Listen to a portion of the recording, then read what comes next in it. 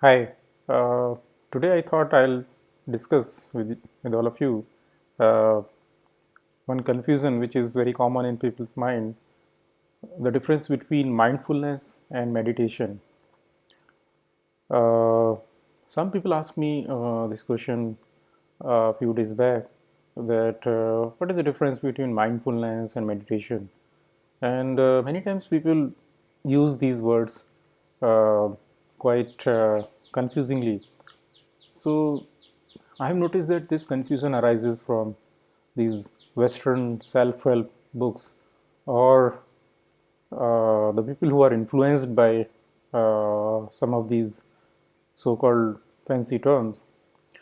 So most of these times the confusion arises because we lack the reading of original text. So when we don't study, it's like studying physics. So if you do not study physics from original text and you just read from newspaper some concept, so then you feel like you know many things, but somewhere there is a superficialness. So many times these Western scholars are over enthusiastic by some of these Eastern concepts, and they mix up many things. Another problem with the Western people is that they credit everything to so-called Buddhism practices, all kinds of things.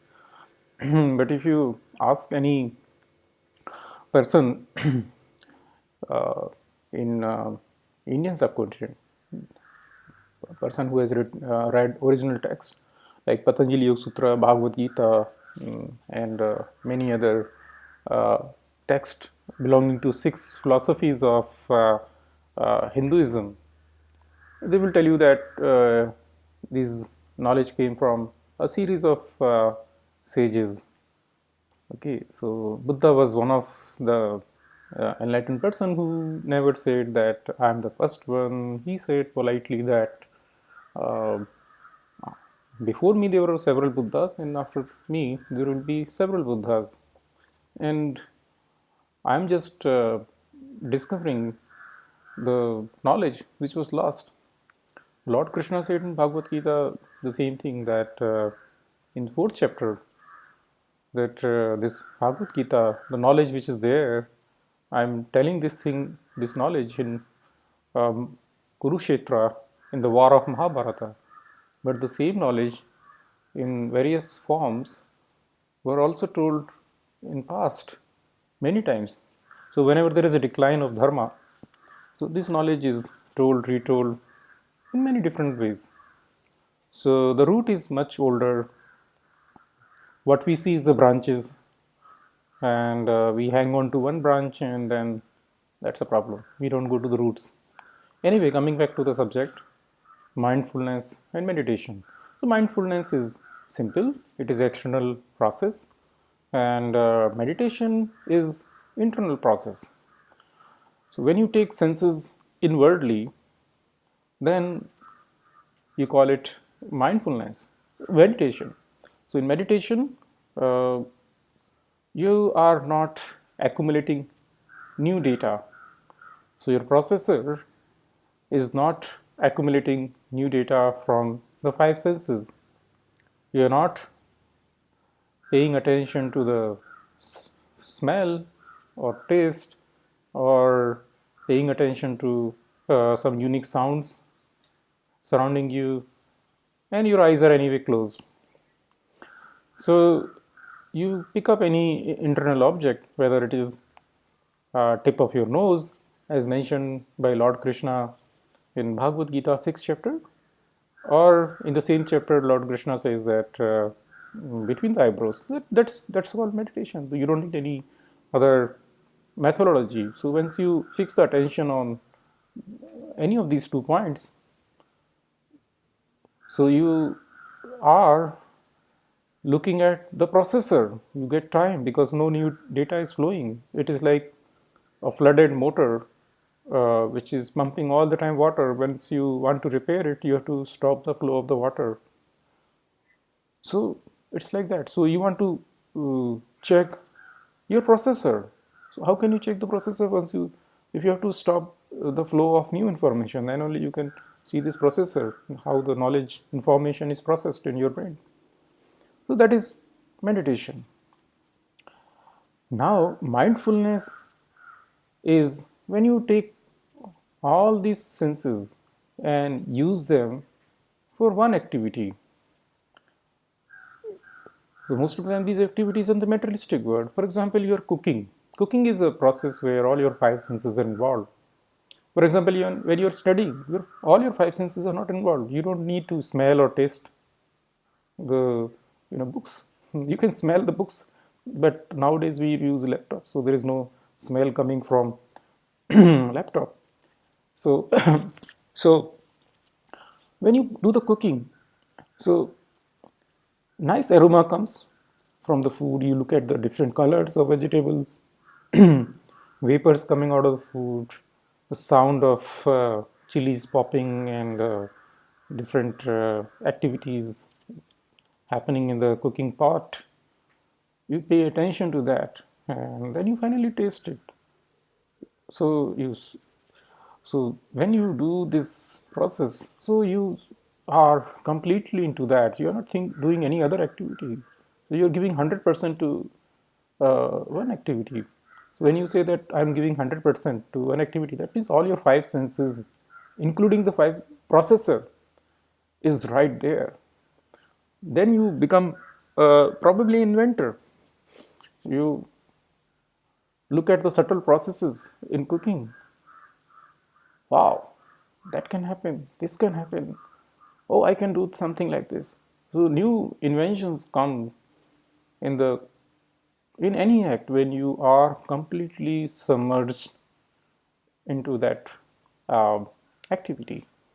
So that is called mindfulness. So mindfulness is when all the senses are focused on one external activity at a time, not like firing here and there, scattered here and there. It's not like that. You're laser focused on one activity at a time. So that is mindfulness. So meditation is internal process, and mindfulness is external process, and both are complementary. When you are uh, good in meditation, so 2 times a day, then you will notice that you are mindfulness in all the activity. For example, when I'm recording this video, I have to be completely mindful. Otherwise, I cannot speak without a script. I'm not speaking with any script. There's no script in my mind, in front of my eyes. Everything is here. Okay. So right now, if I'm not mindful, if my mind diverts here and there, so I cannot transmit my experiences uh, in form of this recording. I will tell you one interesting analogy of unplanned mindfulness, which is not a good example, which should not be done. For example, when you do a adventure sport, you're climbing a difficult cliff. I've done it many times, so that's how I can relate to that activity. So when I go on for hiking, I'm crossing a narrow ridge, and you have a chance that if you are not focused, you will fall either this side of valley or this side of the valley. So it's like a razor sharp ridge which you have to cross. So my friends, so that's the example of mindfulness. All your senses, body and mind synchronization automatically happens because that is the issue of survival. So once your mind knows that my survival is dependent on that, so you naturally become mindful. That's why people like. Uh, that is one of the reason people like adventure sports. So another reason is basically adrenaline rush, and the high which they get after that adventure sports. Also, another problem is that ego that builds up oh, I have climbed on, I have littered on Everest peak. I put my country's flag, and I, you know, went so many times and without oxygen, all kinds of things. That becomes like a resume. So, so mind automatically get focused on one external activity. So that is called mindfulness. So your mind is completely submerged into one activity. But once you climb down, once you come home, are you mindful? Your mindful is of the same level uh, as it was when you were climbing that tough ridge, and that's where problem starts. That's where meditation kicks in. You know, the advantage of meditation. So those people somehow they return to the normal life. They are cranky and angry and all kinds of things. So and that fades away. Some of the feelings which probably they carry from their adventure sports, that basically fades away quite fast, because that's all hormonal uh, um, surge, and and nothing is permanent. Everything is transient.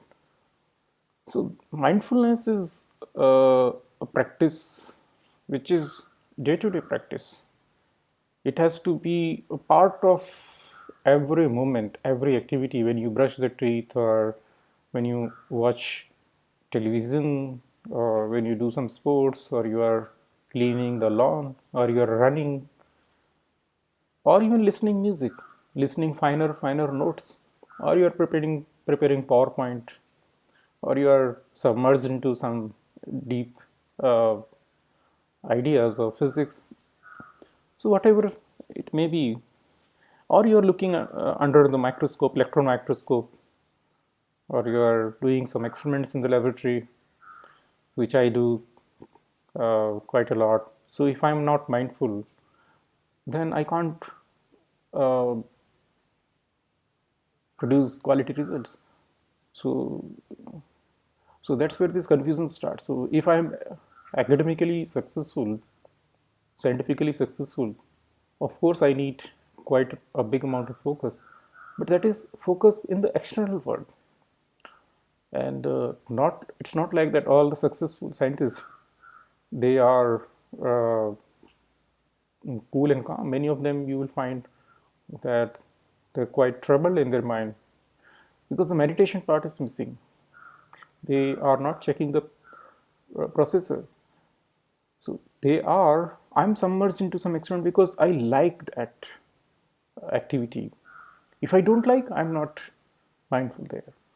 So this liking certain thing is based on the rewards, some mental rewards, some dopamine. So that if the likability goes away, so then my output is not there. That's the problem. So that's where again the lessons of Gita helps, that do nishkam karma, don't uh, look at the results, do the activity as if uh, you're not concerned about its the fruit of pleasure. Okay, it's fruit actually, the materialistic fruit. So then obviously you give your 100%. So the moment you start counting fruit, then uh, the problem starts. You're not mindful.